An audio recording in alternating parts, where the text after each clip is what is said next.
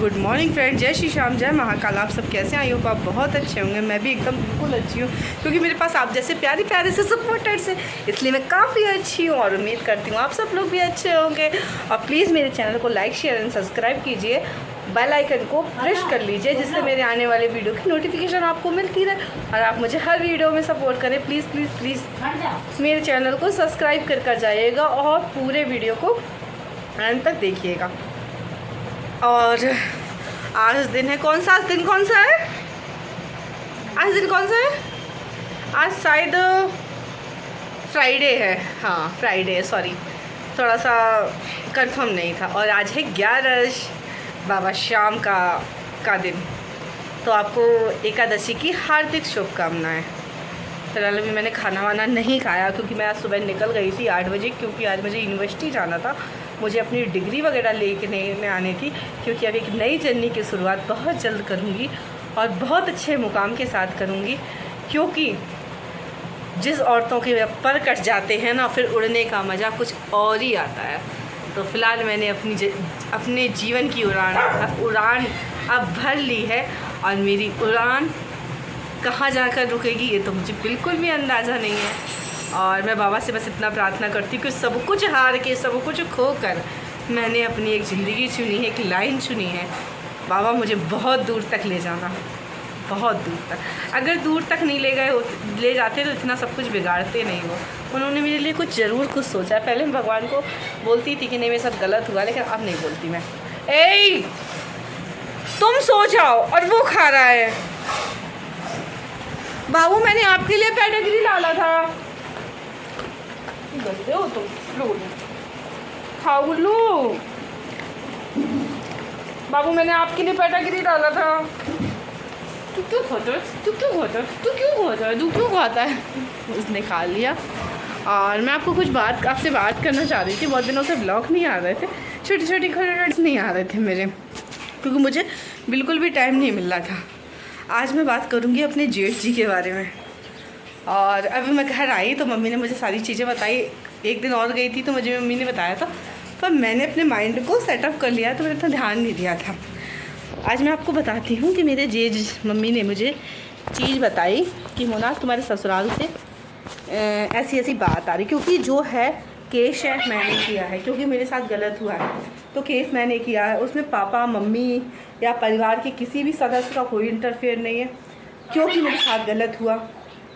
मेरे साथ मेरे पति ने, मेरे पजेठ ने, मेरी जिठानी ने, मेरे ससुराल वालों ने गलत किया। उसके खिलाफ, क्योंकि एक हद होती है, एक उम्मीद होती है, सब कुछ झेलना, सब कुछ सही करने की एक उम्मीद होती। 3 साल हो गए थे मुझे एडजस्ट करते करते करते करते सर से पानी ऊपर उड़ गया। मैं आपको एक बात बता दूं, मैंने एक चीज़ ज़रूर सीखी है कि मेरा जो पहले केस नहीं चल रहा था, कुछ समझ नहीं आ रहा था क्या कैसे होगा, लेकिन कहते हैं एक चीज़ सीखी है कि हर चीज़ का एक समय आता है और उस समय के पहले कभी कुछ नहीं होता। तो आज मैं वही बात आपसे करना चाह रही हूँ कि समय के पहले कभी ना किसी को कुछ मिला है और ना कभी कुछ मिलेगा। तो ऐसे कुछ मेरे साथ भी हो रहा है कि मुझे समय के मुताबिक ही सारी चीज़ें मिल रही हैं। तो मैं आप सबसे एक बात शेयर करना चाहती हूँ कि जब मेरा केस चल नहीं रहा था तो मुझे बहुत डर लगता था कि पता नहीं क्या होगा, पता नहीं क्या होगा। मैं बहुत टेंशन में पड़ी रहती थी, खाती नहीं थी, पीती नहीं थी, और ससुराल वालों की गालियाँ, बदतमीजी, बेइज्जती सब खाते खाते मैं थक जाती थी। तो मुझे कुछ समझ नहीं आता था कि क्या होगा, क्योंकि मैंने कभी इन सब चीज़ों को फेस नहीं किया है। तो मुझे इन सब चीज़ों का बिल्कुल नॉलेज नहीं था, बिल्कुल पता नहीं था। डर, खौफ, मन में बहुत सारी चीज़ें थी। बट जैसे जैसे समय बीतता गया, दिल कठोर होता गया और वहाँ से ममता ख़त्म सी होती गई। फिर जीवन में एक नई किरण आई। मैंने बहुत समय तक कोशिश की सब कुछ सही करने की, सब कुछ, लेकिन मेरी माँ को, मेरे बाप को गालियाँ, बदतमीजी, बेइज्जती के सिवा मेरे पति ने और मेरे जेठ ने कभी कुछ नहीं दिया। मेरे जेठ जी ने, मेरे पति ने मेरे लिए इतने बड़े बड़े गड्ढे खोदे, इतने बड़े बड़े गड्ढे खोदे। वो ये चाहते थे चुपचाप यहाँ से निकल जाए, जो कुछ है सब यहीं रह जाए, इनसे मुझे ना कभी कुछ लेना पड़े, ना कुछ कहना पड़े। आज ये बोलते, आज मतलब 2 दिन से 3 दिन से मेरे जेठ पापा को बहुत परेशान कर रहे हैं। अगर आप परेशान किया ना तो दोबारा भी कंप्लेंट डालूँगी, ठीक है? भाई जब इतनी बदतमीजी दे रहा है, गालियाँ गलौज कर रहा है, तो तुम क्यों मेरे पैर छू रहे हो? तुम क्यों मेरे पिता के पैर चाटने की कोशिश कर रहे हो? तुम क्यों मेरे परिवार वालों से कांटेक्ट करने की कोशिश कर रहे हो? पापा ने शादी की थी, किसी लेखपाल, पत्रकार और नेताओं ने शादी नहीं की थी, ठीक है। मेरी समाज में भी बदनामी कराई थी ना। अब तुम्हारे मायके में हो रही। मुझे पता है कि किसको मैंने मैसेज किए, किसको क्या किया। मैंने इन्हीं के ससुराल में एक लोगों को मैसेज किए हैं। वो मैसेज ऐसे किए हैं कि वो जो जिनको मैंने मैसेज किए हुए हैं वो इनकी फैमिली के ही लोग हैं, मतलब इनके परिवार के लोग हैं। तो उस लड़की ने क्या किया है कि मेरी जिठानी को ज़रूर बताया हुआ, क्योंकि वो मेरी जिठानी की फ्रेंड है। तो मैंने उससे यही बोला, मैं बहन जी आप देख लो अपनी फ्रेंड की हरकतें। इन्होंने मेरा इस तरीके से, मैंने कहा कि इसको सेट कर,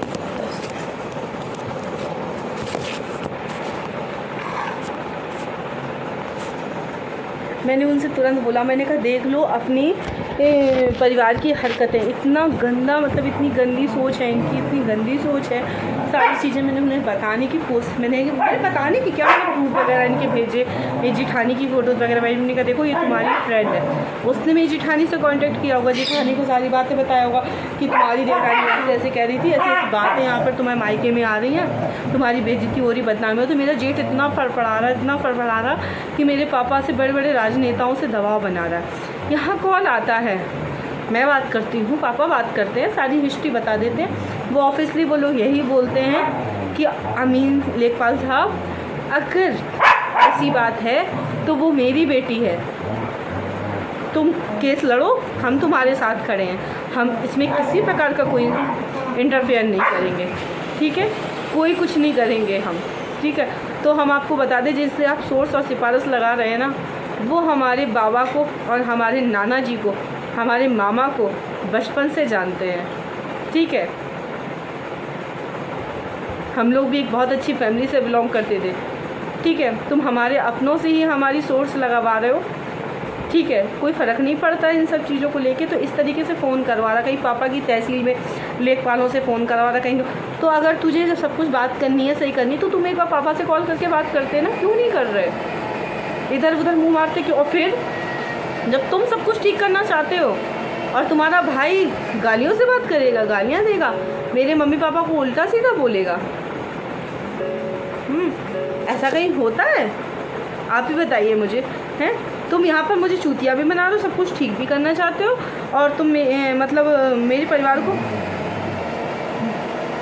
मेरे पापा को गालियाँ भी दे रहे हो तुम, मेरी माँ को गालियाँ दे रहे हो। परसों नरसों की बात है, इसने मुझे इतनी गंदी गालियाँ दी पापा मम्मी को मेरे।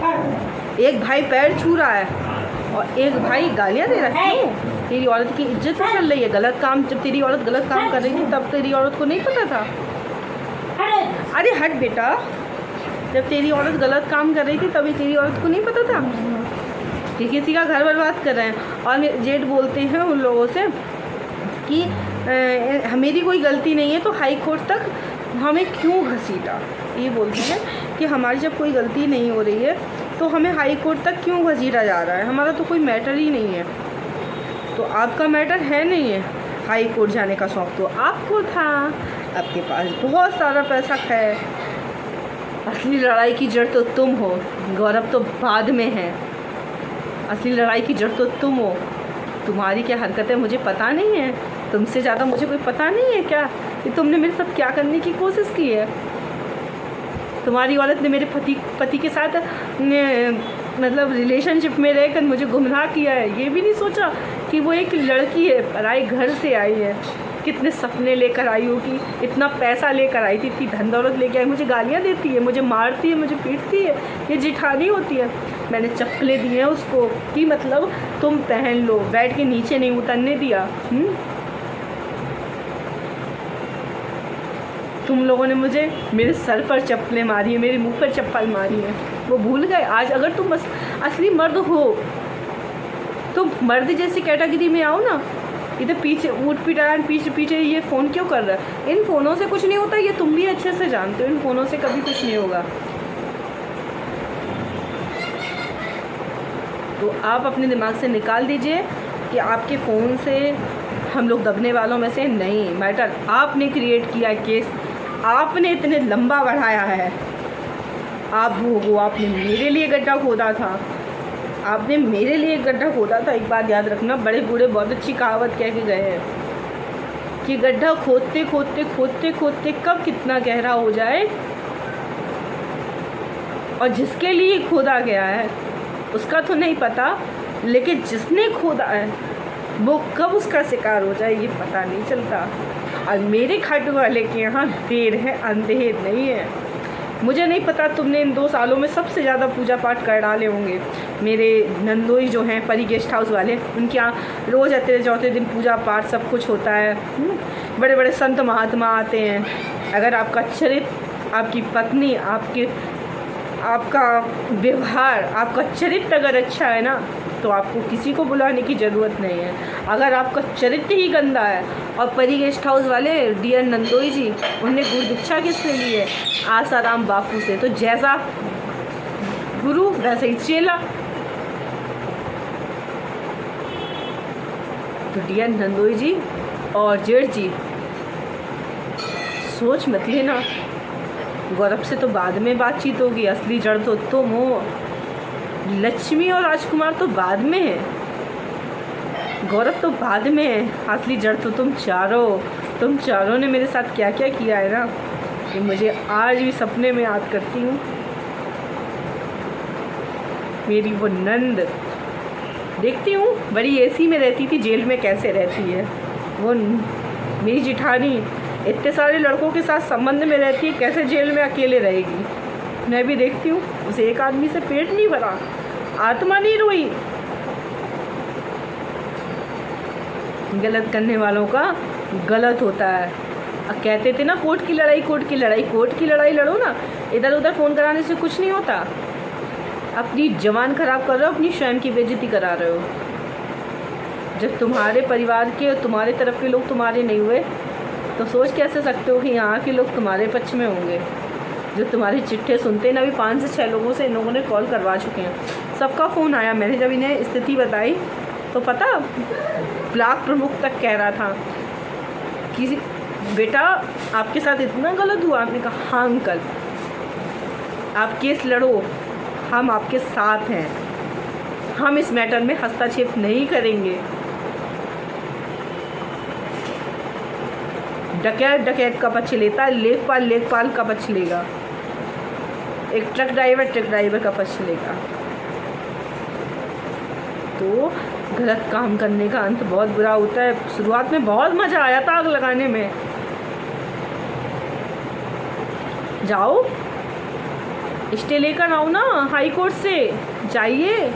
मैं चाहती हूँ हाई कोर्ट से। अभी तो क्या है, अभी तो यहाँ से BW NBW हो रहे हैं, अभी तो हाई कोर्ट से नोटिस आएगा आपके पास।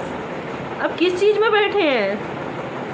अगर एक औरत इज्जतमंद रहकर सब कुछ कर सकती है ना, तो जब एक औरत अपना कदम उठाती है ना, तो एक बात याद रखना, वो अमिताभ बच्चन जी ने एक लाइन बहुत अच्छी कही है कि अगर औरत कलम उठाती है तो इतिहास बदल देती है, अगर कदम उठा देती है तो अच्छे खासे इंसान की कुंडली निकाल के बाहर कर देती है।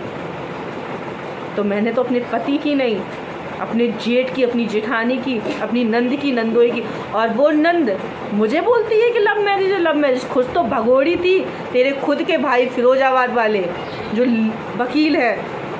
ऑडियो क्लिप मेंशन करूँ उसमें, उस पर बताया था कि कैसे बालाजी में छोड़ के भग जाती थी अपने आदमी के लिए। तब पापा ने खेती बेच के, इस रंडी के चक्कर में खेती बेच के शादी की थी। इतनी भगोड़ी किस्म की थी, मुझे करती है, मार के भरता बना दूंगी भैंसिया का यहीं पे। चलते मिलते हैं कुछ थोड़ी देर बाद आपसे। Bye and take care.